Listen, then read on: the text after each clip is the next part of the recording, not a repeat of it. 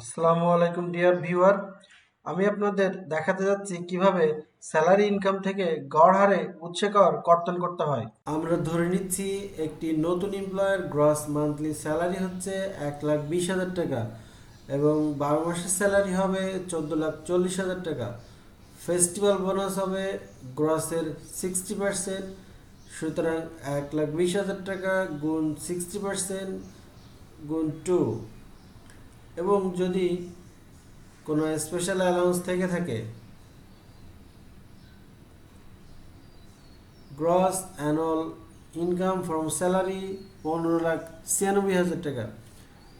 Exemption exemption হচ্ছে gross ইনকামের 1/3 or 4,50,000 টাকা, হুইচ এভার ইজ লোয়ার। সুতরাং equal to minimum first bracket 15,96,000 টাকা ভাগ 3,4,50,000 টাকা bracket close, then enter, whichever is lower. সুতরাং এখানে দেখা যাচ্ছে 4,50,000 হচ্ছে ছোট।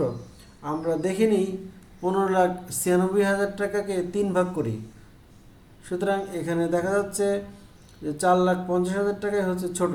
সুতরাং এক্ষেত্রে এক্সামশন পাবো 4,50,000 টাকা। এক্ষেত্রে অ্যানুয়াল গ্রস স্যালারি থেকে এক্সামশন বাদ দিলেই হবে টোটাল ট্যাক্সেবল ইনকাম। আমরা ধরে নিচ্ছি টোটাল ট্যাক্সেবল ইনকামের 20% পর্যন্ত ইনভেস্ট করলে সে উপযুক্ত রিবেট পাবে, এবং 20%-এর উপরে যদি ইনভেস্ট করে তাহলে সে রিবেট পাবে না। তো বিষয়টা আমরা একটু ধারণার উপর ক্যালকুলেশন করতে থাকি। এক্ষেত্রে আমরা টোটাল ট্যাক্সেবল ইনকাম গুণ 20% ইকুয়াল টু 2,29,200 টাকা, এবং রিবেট অন ইনভেস্টমেন্ট হবে প্রথম অবস্থায় 3% অফ টোটাল ট্যাক্সেবল ইনকাম। সুতরাং 11,46,000 গুণ 3% ইকুয়াল টু 34,380, এবং 15% অফ অ্যাকচুয়াল ইনভেস্টমেন্ট। এক্ষেত্রে 2,29,200 গুণ 15% ইকুয়াল টু 34,380, এবং 10 lakh which ever is low. এই তিনটির ভিতরে ছোট অ্যামাউন্টটি একটি সূত্রের মাধ্যমে ক্যালকুলেশন করে নিচ্ছি।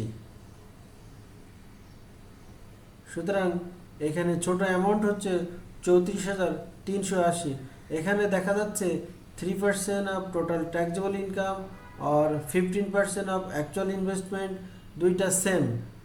সুতরাং আমরা যদি ইনভেস্টমেন্টের পরিমাণ একটু বাড়িয়ে দিই তখন আমরা দেখব যে আসলে রিবেট পাওয়া যাচ্ছে কি না। তো আমরা ইনভেস্টমেন্টের পরিমাণ একটু বাড়িয়ে দিচ্ছি। এক্ষেত্রে দেখুন ইনভেস্টমেন্টের পরিমাণ বাড়িয়ে দেওয়ার পরেও 15% অফ অ্যাকচুয়াল ইনভেস্টমেন্টের রিবেট আসছে 59,880, কিন্তু ছোট অ্যামাউন্ট হচ্ছে 34,380। সুতরাং আমরা ছোট অ্যামাউন্টটাই রিবেট পাবো।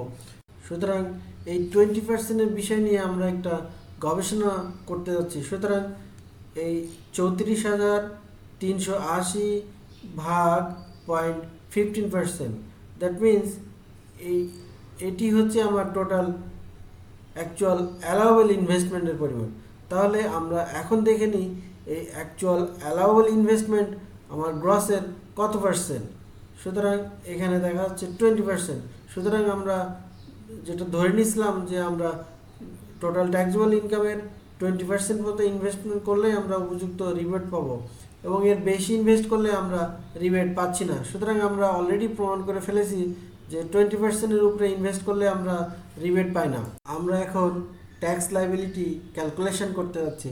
এখানে টোটাল ট্যাক্সেবল ইনকাম হচ্ছে 11,46,000 টাকা। এখানে প্রথম 3 লাখ টাকার উপরে 0%, এবং পরবর্তী 1 লাখ টাকার উপর 5%, 5,000, এবং পরবর্তী 3 লাখ টাকার উপর 10%, 30,000, পরবর্তী 3,96,000 টাকার উপরে 15%, 59,400 টাকা।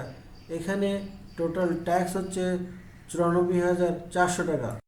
এক্ষেত্রে লক্ষণীয় বিষয় হচ্ছে সাধারণ ব্যক্তির করমুক্ত আয়ের সীমা হচ্ছে 3,50,000 টাকা, এবং মহিলা বা 65 বছর বা তদূর্ধ্ব বয়সের করমুক্ত আয়ের সীমা হচ্ছে 4 লাখ টাকা।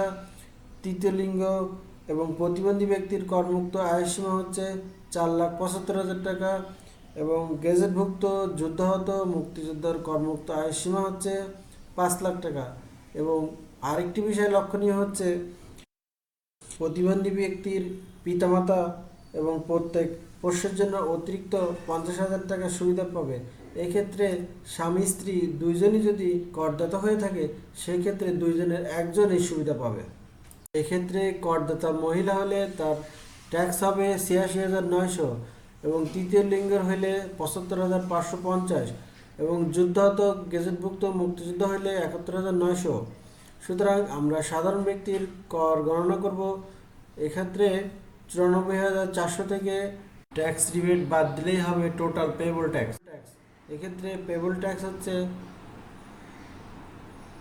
60,020 টাকা এবং মান্থলি টিডিএস হবে যদি ইনভেস্টমেন্ট থেকে থাকে 60,020/12, মান্থলি ট্যাক্স আসবে 5,002 টাকা এবং যদি ইনভেস্টমেন্ট না থাকে সেক্ষেত্রে টোটাল ট্যাক্স ভাগ 12 ইকুয়াল টু 7,666 টাকা।